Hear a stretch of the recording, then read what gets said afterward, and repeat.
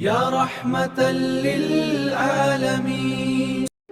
سخاوت اسے کہتے ہیں۔ دو بھائی تھے، دونوں کا کھیتی باڑی کا کام تھا، دونوں کا آپس میں بٹوارا ہو چکا تھا۔ جب دھان کا موسم آتا تو دونوں بھائیوں کا علیحدہ علیحدہ دھان کا ڈھیر لگ جاتا۔ ایک دن دونوں بھائی ڈھیرے کے پاس موجود تھے۔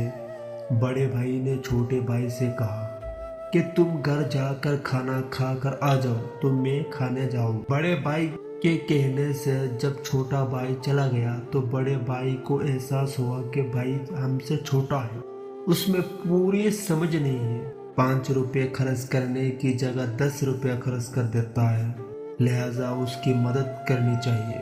یہ سوچ کر اپنے دھان کے ڈھیر سے 4-5 من دھان اٹھا کر چھوٹے بھائی کے دھان کے ڈھیرے میں ڈال دیا۔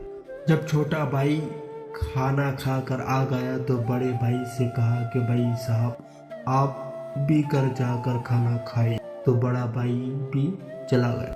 اب چھوٹے بھائی کے دل میں احساس ہوا کہ بھائی ہم سے بڑے ہیں، مہمان اور خاندان والے سب انہیں کے گھر آتے جاتے ہیں، ان کا خرچ ہم سے زیادہ ہے، ان کی کچھ مدد کرنی چاہیے۔ یہ سوچ کر 4-5 من دھان اپنے دھان کے ڈھیر میں سے نکال کر بڑے بھائی کے دھان کے ڈھیرے میں ڈال دیا۔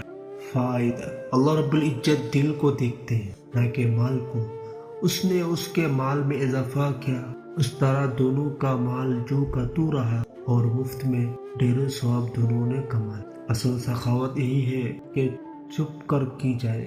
حدیث میں آیا ہے کہ اس طرح دے کہ اگر دائیں ہاتھ سے دے تو بائیں ہاتھ کو پتہ نہ لگے، بائیں سے دے تو دائیں ہاتھ کو پتہ نہ لگے۔ کاش کے لوگوں میں اس طرح کا ایک دوسرے کے ساتھ بھلائی کا جذبہ پیدا ہو جاتا تو دنیا بھی جنت بن جاتی۔